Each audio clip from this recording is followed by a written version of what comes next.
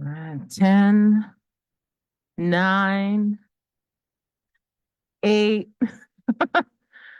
7, 6, 5, 4, 3, 2, 1.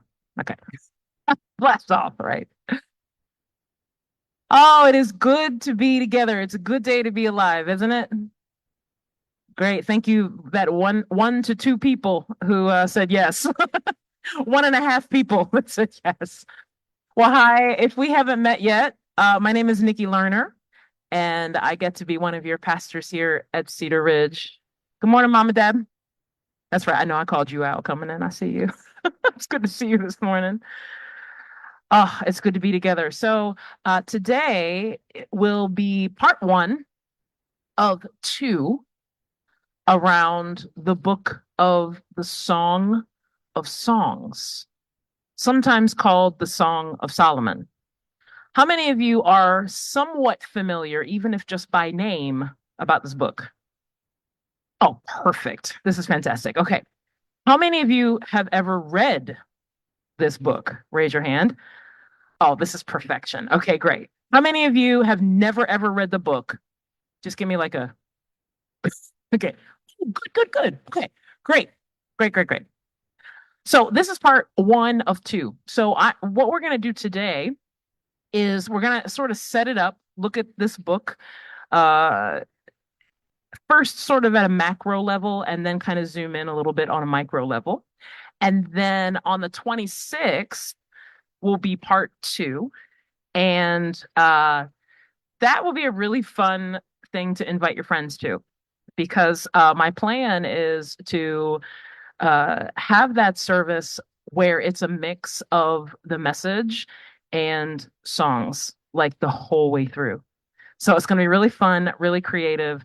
And just like the announcements next week, I don't really know what I'm doing yet. So, but it'll be fun. It'll be really creative and highly musical. So bring a friend, bring someone that you've been, dying to come to Cedar Ridge. Bring them with you, and it'll be a good Sunday for that.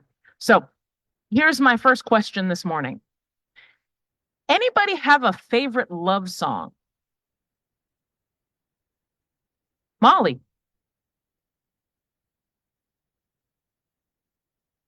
Ooh, from the Carpenters.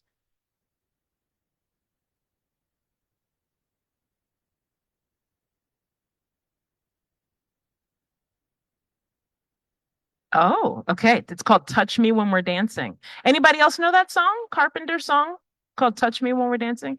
Molly, can you sing a little bit of it? Go ahead.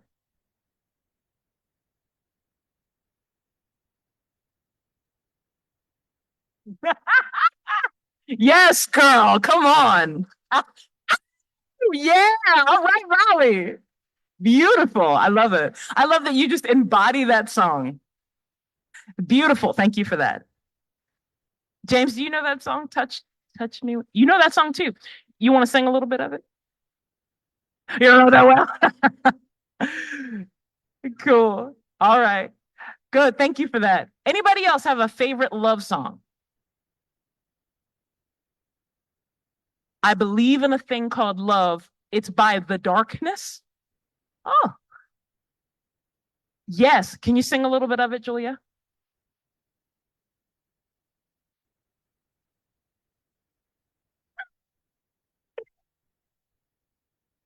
Wow. Okay. Yes. Oh, that's awesome. Good. Thank you. I believe in a thing called love. Good. There was somebody else. Oh, Matt.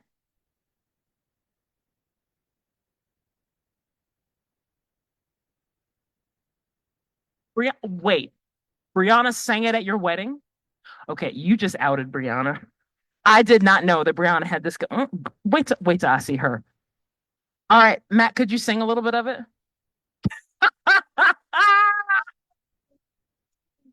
Noted. Matt's like, I got other gifts. Awesome. Okay, there was somebody else. Favorite love song. I have a favorite love. Oh, Kevin.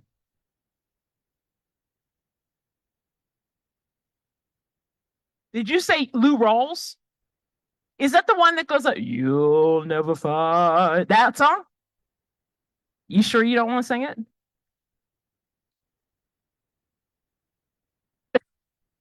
You don't need a mic. I can hear you just fine. That's right. Brian's like, I got a mic for you right here. Okay, sweet. Good. There was somebody, was it, did I see Jen? Yeah. Oh, good one. Lovely Day by Bill Withers. Can you sing a little bit? You said no, nope. Anybody else know that song? Lovely Day by Bill Withers? Great. Who's willing to sing it? Steve? That's okay. That's all right. Just sing a little bit of it, Steve. Go ahead. Go and sing a little bit. That's the one that goes, a lovely day, right? Lovely day, lovely day, lovely day, lovely day. Is that the one? Sweet, beautiful. See, you could have done that, Steve. All right. Anybody else? Favorite love song? Yes. Adore by, ooh, you're not gonna sing that. That's right. Yeah. Why do you love that song so much? Yeah. Good. The feeling and the meaning, right? Yeah. Good. Anybody else? Ginger, you are so beautiful. Joe Cocker. John, you want to sing a little bit of that song? You know what's coming. Ginger, you want to sing a little bit of that? Anybody want to sing a little bit of that song? Oh, that is your father-daughter dance. So that's got a special something something on it, yeah? You are so beautiful. Wait for it. To me. Good. Yeah. Anything else? Anybody else? Yeah, Mr. Ed. When a man loves a woman. Can you sing it?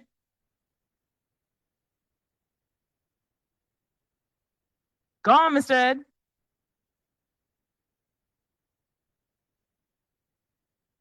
Yes. All right, sir. You want to come up here with the microphone?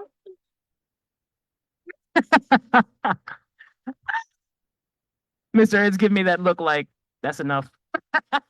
Good. Okay. Anybody else? Corinne.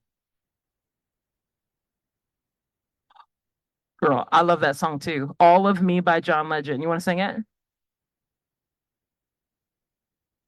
All of Me by John Legend. Y'all know that song? The chorus goes, this time I want it all. That the one? And you are the huh? Oh, that's right. All of me loves all of you. Love your curves and all your edges. Now your perfect imperfections. I see y'all.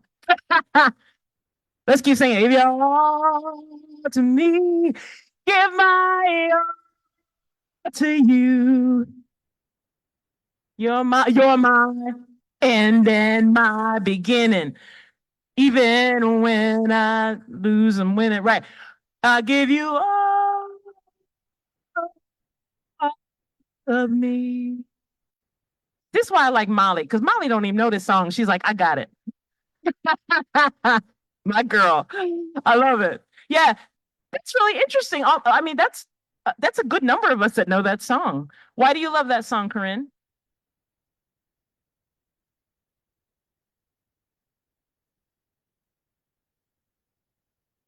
Yeah.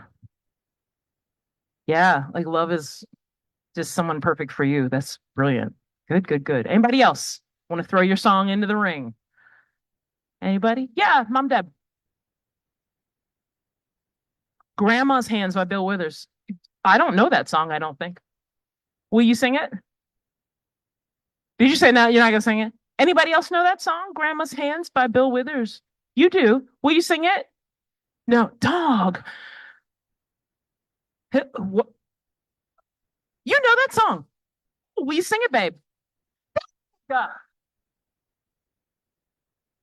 Okay. All right. I gotta go look that one up. Okay, Grandma's Hands by Bill Withers. Good. James? Yeah.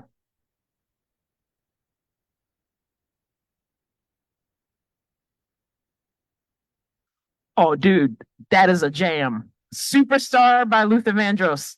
You know I'm gonna ask you to sing a little bit of it. Come on, James.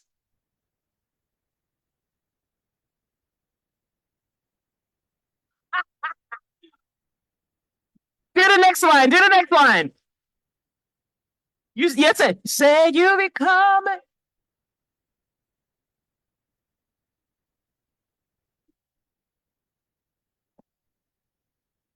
I love you. I really do. Yes, excellent. Oh, that's awesome. Thank you. I was gonna say if James was like, nope, I'd be like, all right, anybody else? Yes, Mark. Oh.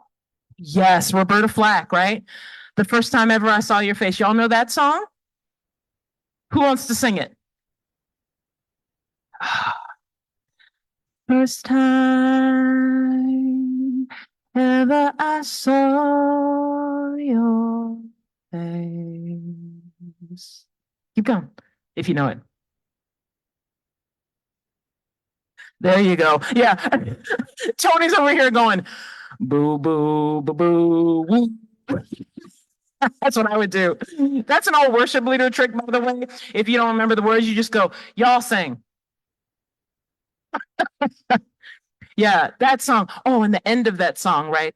Your face, your face, your face, your face, your face. Oh, amazing, right? Amazing. We might need to sing that next week. Now it's in my head. That's awesome. Do you see how cool it is that this is what love song does to us? Right?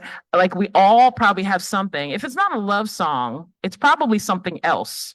There's another kind of song that makes you feel a thing, right? That's why I love music so much. Is the thing about song is it will make you feel something, even if that something is I don't like that song. Right? But you're still feeling something. Oh, here's another song that people love. And my you know that song, right?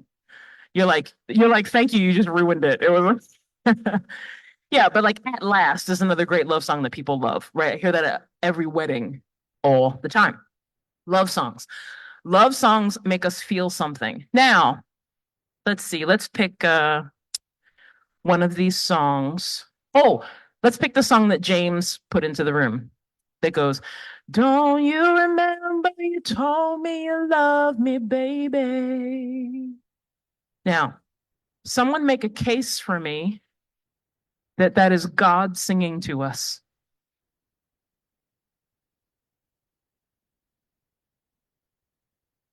Would you say it, Julia?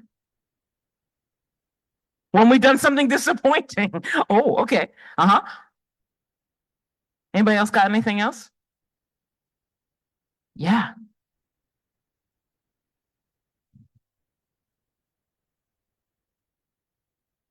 Oh, yes. Okay. Perfect.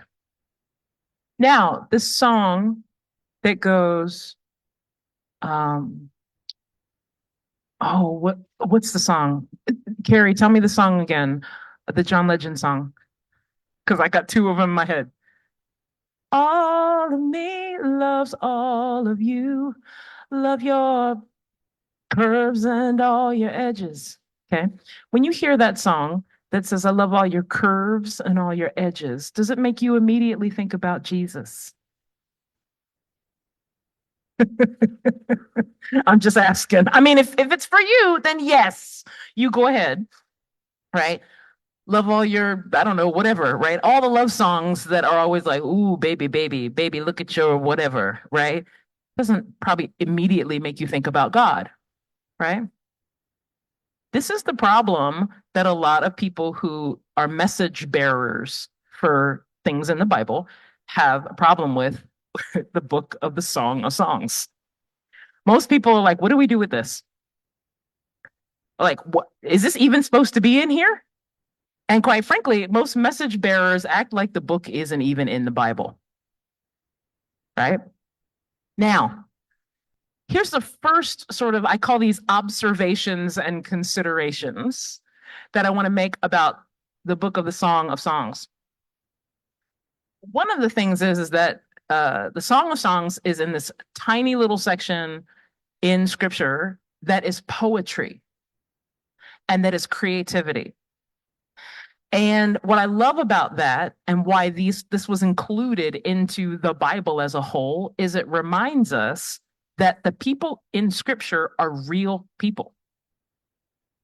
Like sometimes we read stuff about certain people in the Bible and we forget that these people probably had favorite songs too, right?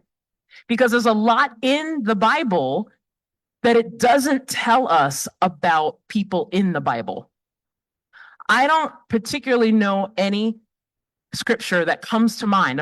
There might be one, but that I can tell you that talks about a moment where a Bible character had to, you know, excuse themselves for a minute because they had to run to the restroom. That's not in there. Is that in there? Everybody remember the scripture that's like, and then Paul said, "Excuse me," and then went off to the bathroom. It doesn't say that. We don't have that. We don't always have accounts of people telling jokes. Like, who's the funniest person in the Bible? Your guess is as good as mine. I have no idea, right? I always like to think that maybe Jesus was funny. James? Yeah. Samson. Ah, nice. Did y'all hear that in the back? Samson, because he brought down the house. Oh, yes, that's good. I like that. But like telling jokes, we don't always have too many scriptures about people cleaning their homes. I mean, there's kind of the inference of Mary and Martha and that whole thing. But the normal everyday stuff that is just really just part of being a person. It doesn't always seem like there's a whole lot of that in scripture. I mean, do y'all feel like that too? That's just stuff I notice about the Bible when I read it, is where is that stuff? And one of the things I love about the little poetry section in the Bible is it reminds us that these are real people, that we're actually reminded that people were being creative, that they were writing things to music. Now, music and song in itself, there's a lot of accounts of that. There is, you all remember the Magnificat? It's called the Magnificat, right? We talk about that a lot around Christmas time, about Mary, right? When she knows that she's pregnant, she writes a song. Much of the Psalms are written to music, which is kind of strange because most of the Psalms is David saying, please kill all of my enemies. That might have been more death metal. I don't know. Like, that's how I feel it. When you like kill all my enemies, it's that kind of genre. But like, there's a lot of song in the Bible, but one of the things that I want us to have a filter of as we go into this book is that God's people are creative, right? They are creative. They write songs, they write poetry, they write all kinds of things to reflect themselves. And to remember that, not only some of these heroes, if you will, in the Bible, that they weren't only functioning in their role that the Bible talks about them, but they also had these normal, everyday things that you and I have about what it means to be human. And that's what I love about this book. Now, this book is so interesting. So, many translation calls it the Song of Songs. Sometimes it's called the Song of Solomon. Now, the Song of Songs is a reference to, and it even says it in the beginning of this book, that the Song of Songs is the greatest of songs. Which, of course, if you've ever met a songwriter, that's what they'll tell you, is that their song is the greatest of all songs. But that's what it means. And there are three themes that I want to put out to you right away so that you'll have them as a filter. So these are three themes that I observe in the Song of Songs. One is the joy of intense desire. the joy of intense desire. The second is the joy of physical, sexual attraction. I know I just said the word sexual in a church. The joy of physical, sexual attraction. And then third, the joy of the generosity of language. Okay. So those are sort of our three filters: the joy of intense desire, physical sexual attraction, and generosity of language. The Song of Songs is erotic poetry.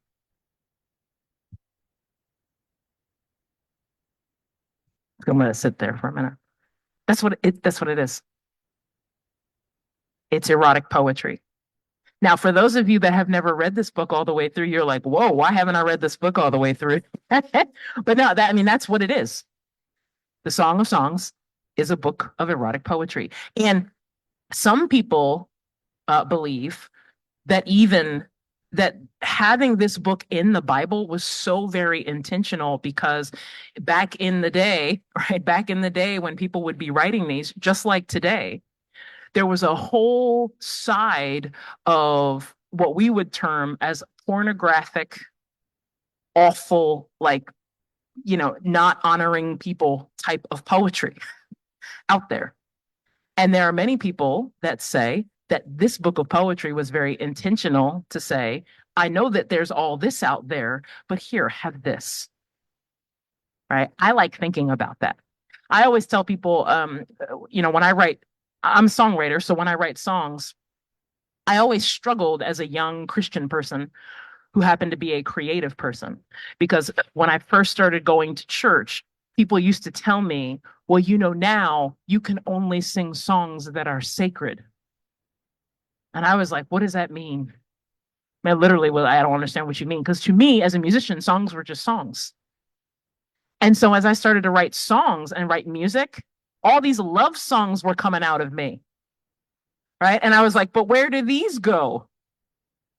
Right. If they don't have any place anywhere, but that's what was coming out of me were these love songs. And I always said, I write love songs through my Jesus filter a lot of times. And I said, I don't want Beyonce and Jay-Z to have all my love songs. Now, some of them I like very much, but I don't want people to only have that reflection of what they think love or physical attraction or sex is. I actually think that more Jesus people need to be writing songs about love, about sex, about relationship, about all those things. What does that look like from an experience of people who follow Jesus? That's interesting to me, right? We need more of that. But we are going to take this book for what it is. And what it is erotic poetry. All right. I know some of you are very, very uncomfortable right now. And that's okay. You'll be fine. You're safe. All is well. Just take a breath. Everybody breathe. Let it out. Good. Okay. Now, the other interesting thing about this book is that there is no real conclusion of this book. This is not a teaching book necessarily. Right. Now, the book before it is Ecclesiastes. And if you ever read Ecclesiastes, which is a read in itself, those of you who feel tormented sometimes, Ecclesiastes is your book, right? But at the end of Ecclesiastes, the writer ends very definitively. And here's the conclusion. And there it is. In the Song of Solomon, a Song of Songs, it doesn't do that. It just leaves it open, right? It just leaves it open. There's no kind of teaching conclusion to this, and that's very important to know. Now, let me talk about the voice of this book. The voice of this book is oftentimes attributed to King Solomon. All right? It even says that it's King Solomon. But the interesting observation that I had was that he is not the main speaker in this book. This book actually starts off with women, which is not surprising if you think about it with regards to erotic poetry. Right. I'm thinking of my mom back in the day used to read were they called Harlequin romance novels? Do I have that right? Yeah, I'm not going to ask you to raise your hand if you read them or are reading them right now. But you know what I'm saying? My mom used to read these things, which were essentially this series of very graphic, very sexual books, right? I remember as a kid, like finding one and she's like, put that back, you know, kind of a thing. But the voice of this book is female. In fact, the beginning of this book starts off with a woman who we'll be introduced to in a minute. And then after that, her friends. So it's just all women talking, which again sounds very familiar at the beginning of this book. So the voice of this book starts off as a woman. Later, it comes in as King Solomon. Now, this book is also attributed to King Solomon, but I like to look at this book as contributors because there are several groups of people or seven different players in this book. There is the woman that we'll be introduced to in this book. There are the woman's friends, which is a group of girlfriends that we don't know how many there are, but there's a group of women that have something to say. There is the king, King Solomon, who is, they say that it's him in this book. And then there's a group of the woman's brothers, which is really interesting. They don't have anything to say until towards the end of the book, which, you know, right? So there's all these different players in this book. So I like to see this voice, the voice of this book, as contributors to this, not just one single person, one single voice. All right. Now, as I started to study the book of the Song of Songs, there is another thing that really stuck out to me, and that is that as I was reading through commentaries and, you know, what do other people have to say about these things, it was so interesting to me that most of the things available to me were scholars who were men trying to figure out what this book had to say. And what was interesting to me is that all of the questions that I had as I read this book, nobody seemed to have an answer for. And then I was sitting here thinking to myself, like I would read a commentary and then I'd look at the cover and like, who is this? And it was like John Smith, you know, I don't know, Dave Johnson. I don't know who Dave Johnson is. I made that up. But these, you know, a group of very brilliant, studied male scholars. And I just found it interesting that they had very little to say about this book, which then again made sense to me because I don't know about you, but I hear from a lot of my male friends that they have trouble understanding their wives sometimes, right? I mean, you don't have to nod, fellas, don't nod. Particularly if your wife is sitting next to you, don't nod. But, you know, like the guys are trying to figure out the women around them. And yet to me, it seemed like it was very hard to find female scholars that would speak about this book. So to me, it feels like there's a lot missing from another perspective on what this means. Because the woman actually has most of the things to say here. So that's just something to take into account that that part of it could be missing. The female scholar perspective on what does this book mean. All right. I find that very interesting. And then again, let me go back to message bearers. That's what I'm going to call them instead of preachers or sermon, whatever. I'm calling them message bearers. Message bearers have been extremely uncomfortable talking about this book. And I think it reflects a general discomfort around sex, around sensuality, around our bodies, around all of these things, just overall. I mean, do y'all feel that too? Kind of like when you go to church. I mean, most people don't really want to hear that from their pastor, quite frankly. But the amount of discomfort creates a void in our teaching around the scriptures. And so I have found that this is missing, that message bearers are uncomfortable. um, that they're not quite sure how to interpret, particularly the female voice. And here's the other thing, and this is actually the bigger thing. Non-creative people are trying to make linear sense out of art, right? Non-creative people are trying to make linear sense out of art. This book is poetry. It's art. It's like standing at a museum and looking at you know, a artistic piece of a big black dot on a white canvas. And then trying to say, well, here's what the artist meant.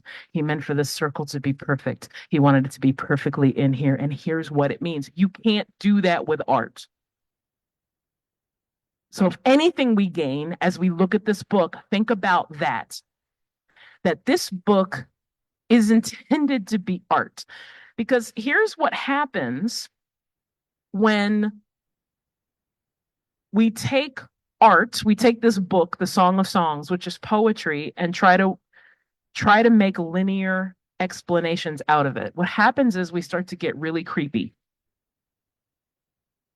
And anybody that's trying to make linear sense out of the Song of Songs, it starts to get really creepy.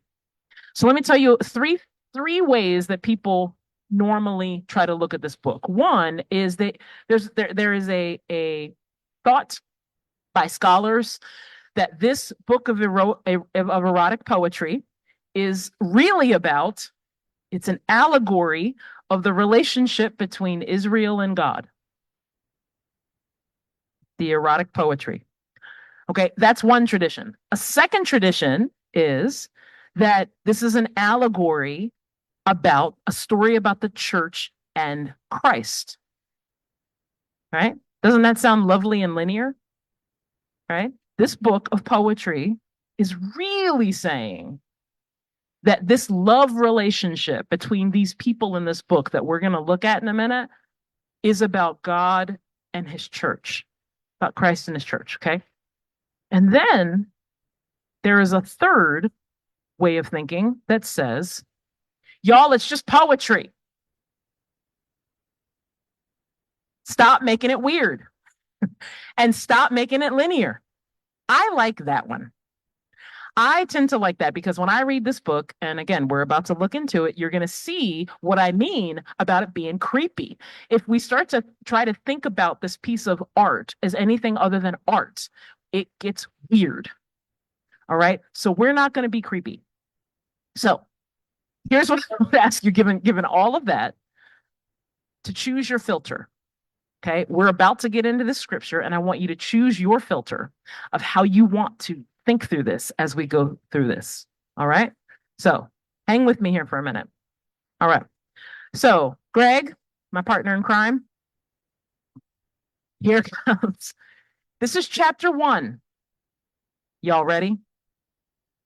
You ain't ready. Okay. All right. So this is what it does. It starts with the voice of the young woman. This is what it says. Yes, I'm going to read it out loud. Kiss me. Kiss me again. For your love is sweeter than wine. How pleasing is your fragrance. Your name is like the spreading fragrance of scented oils. No wonder all the young women love you. Take me with you. Come, let's run. The king has brought me into his bedroom. Now, let's stop there a minute. Now, if your filter is, this is about God and Israel, why is God taking Israel into the bedroom? You see what I'm saying? A little creepy, right? At first blush. Let's keep going. Then the young women of Jerusalem. So here are the young woman's girlfriends, because the girlfriends always got something to say. How happy we are for you, O king. We praise your love even more than wine. Okay, now this is really important because the young woman speaks first and says, how I love you. And then her girlfriends come in and basically go, Isn't that cool? I love that. I love that about this poetry, right? And it really mirrors life. Those of you that are still dating people, particularly if you're a woman, we tend to say, yeah, I'll go out on a date with you. And all your girlfriends go, you want me to come and just sit at the table in the corner of the restaurant? Anybody know what I'm talking about? When you do, I mean, I haven't dated in a long time, but I've been married for 27 years. But but this is what we do, right? Or you're with a guy, you meet a guy, and you really want your friends to meet him because it's really important, right? Or not even a him, any person that you want to date, right? You're like, let me see what my friends think. And this is the friends saying, yeah, girl, he's good. All right. So let's keep going, Greg. Then the young woman starts to speak again. How right they are to adore you. I am dark, but beautiful, O women of Jerusalem, dark as the tents of Kedar, dark as the curtains of Solomon's tents. Don't stare at me because I am dark. The sun has darkened my skin. Now, pause there for a minute. Tell me what you see. Who is this woman? What's the first thing we get about this woman? Somebody tell me. What do you see? She's dark. She's black and beautiful. Who said that? I got you. I got you. Right? That's the first thing that we see about this in scripture. Did anybody else see that? Because this is some of the stuff we miss sometimes, right? Anybody in the room, I will start with myself, that reads this and thinks, huh, well, look at that. Somebody looks like me. Anybody think that when they read that? Yeah. You're like, look, it's right there. We do exist, right? I am dark, but beautiful. I would like to put the word and in that. That's why I would like, yes, right? I am dark and beautiful. O women of Jerusalem, dark as the tents of Kedar. So the Kedar is this group of people who would sometimes put their tents up, and the material that they would use would be goat skin, like goat hair. And that goat hair would be like black, black, black, black goat hair. All right. Dark as the curtains of Solomon's tents. Again, describing these colors. Don't stare at me because I am dark. Some of us have been there. The sun has darkened my skin. Okay, so who is this woman? We know that this woman is of brown skin. All right, so let's just picture here who we're talking about. All right, Greg, let's go to the next one. Then she says, my brothers were angry with me. They forced me to care for their vineyards, so I couldn't care for myself, my own vineyard. Tell me, my love, where are you leading your flock today? Where will you rest your sheep at noon? For why should I wander like a prostitute among your friends and their flocks? Okay, hold there. Now remember, this is poetry. What do you get from this about this woman? Anything stick out to you? Say again. She's been hurt before. Good. What else?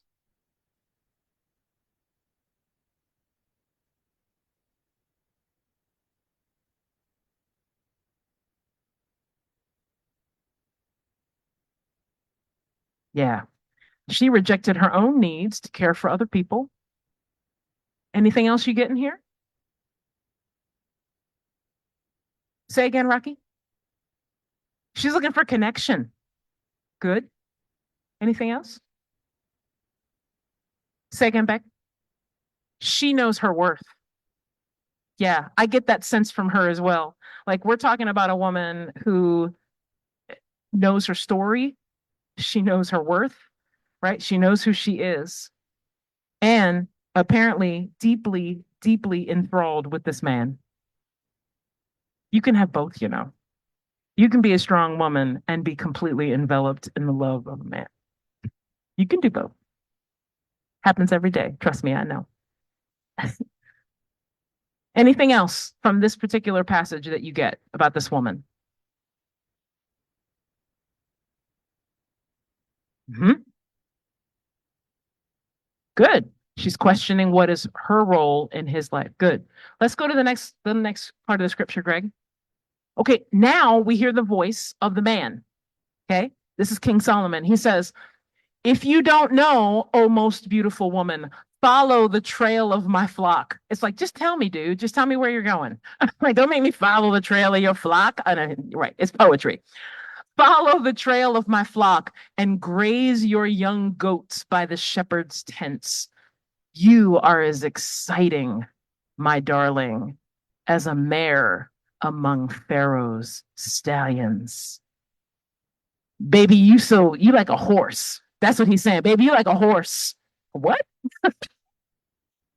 Again, poetry, all right? And these are the lives of people that are experiencing something very different than us, right? Fellas, don't take this and say, baby, you so beautiful, you like a horse, right?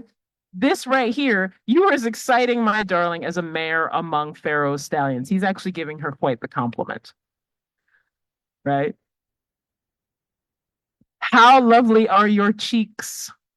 Your earrings set them afire. How lovely is your neck, enhanced by a string of jewels. We will make for you earrings of gold and beads of silver. What do you get from this? Anybody? Molly? That she looks like a horse. Yeah, it's better. Yeah, that's right. Yes, better than the horse analogy. Yes, excellent. What else do you get from this? From now the man is speaking. Sweetheart, he's going to provide for her. You see how different the voices are in this, right? The man has a very different perspective when he talks to the woman, which I find very interesting, right? He's going to provide for her. What else do you see in this?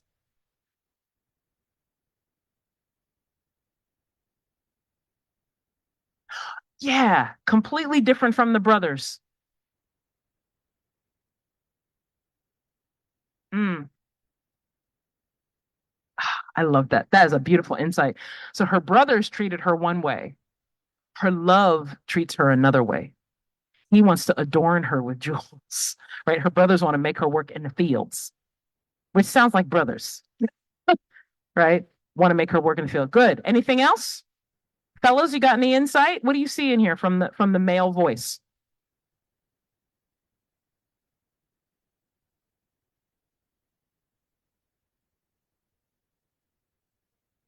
Oh, yeah, like she's addressing what she feels insecure about, right?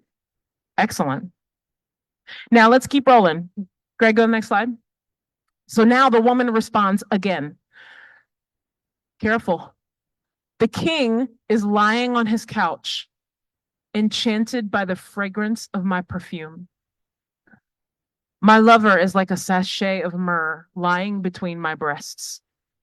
He is like a bouquet of sweet henna blossoms from the vineyards of Engedi. Mm-hmm. See? Poetry. Remember our themes that we talked about before was about the joy of intense desire, of physical sexual attraction, and the generosity of language. Do you see that here in this? What part do you see? What do you see from this? Sarah,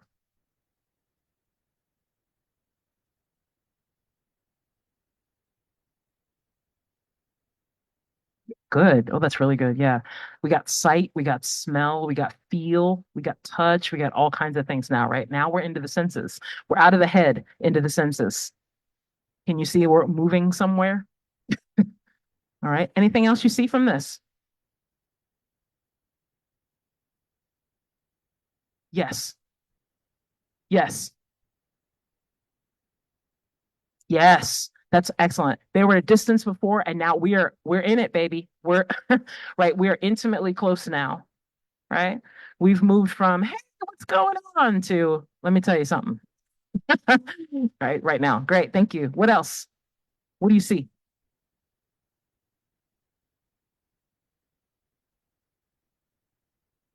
Yeah, the picturesque language.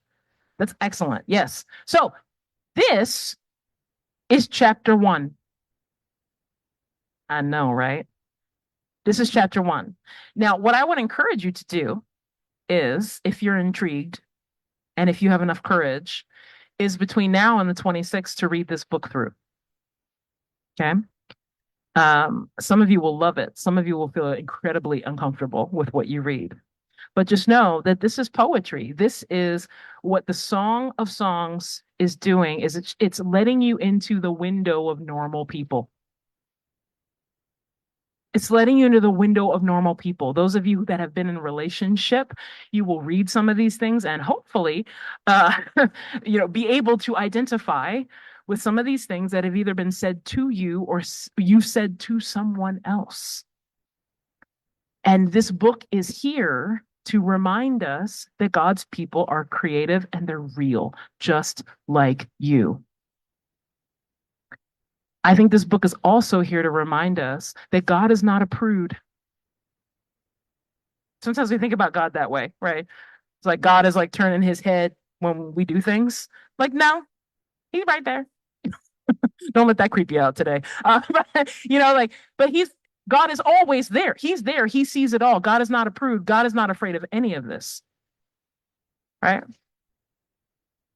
Also, I want you to think about how generous the language is between people who love each other. I actually think that that could be a really cool model for us. Whether that's in our romantic love, whether that's in friendship love, is the amount of detail that people that love each other are willing to give, the generosity of that, willing to give one another of this is what I see in you. This is what I see when I'm around you. This is how you make me feel. This is how what I'm thinking of. Because I'll speak to married folks for a minute. Those of you that have been married a really long time, even if you haven't been married a long time, you can get to a point sometimes where you just totally take that other person for granted, right? Like that person's in the bedroom now and that person takes their shirt off and you're like, "Hey, did you get the milk today?" Right? Where it used to be like, "Oh," right? Now it's just like, "Did you get the dry cleaning?" No, like somebody's about to get into the shower and we're just like, "Yeah, did you feed the dog?" Right? We can get into that point in a relationship where it's just so normal that we stop approaching each other like it's new. And it's possible that for many of us in the room, that reading through a book like this gives us renewed perspective of the people that we are with. So that's another way that you can read the Song of Songs. Now, again, let me just say that this book is not a teaching book in the sense of it doesn't have a conclusion. And we're going to find in a couple of weeks when we read through some of the rest of this that it's art. It's here for us to enjoy, and it's here for us to not overthink, and it's here for us to not be too creepy with. And it's here to help us feel loved and to love well. And so that's how we are going to get into this book. I'm going to ask the band to come up for a minute, and we're going to go into communion, and Pastor Matthew is going to lead us through that. Is there anybody in the room before we get into that that has a reflection on this part of the Song of Songs that we looked at today? Anything at all? Mr. Ed.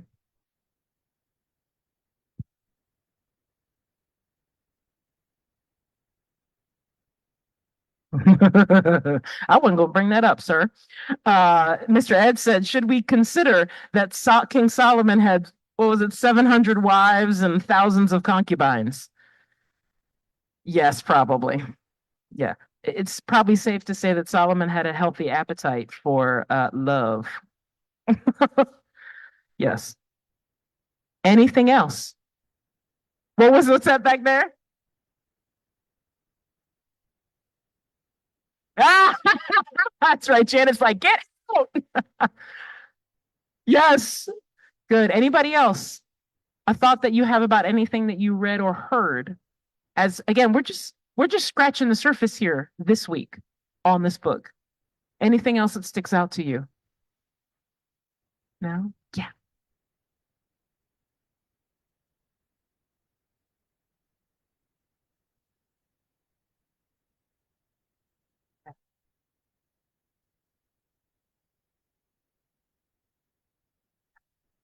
Thank you, Cindy.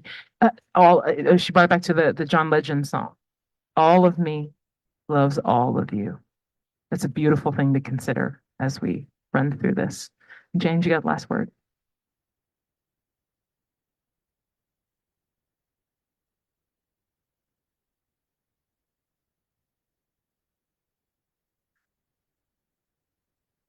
Yeah,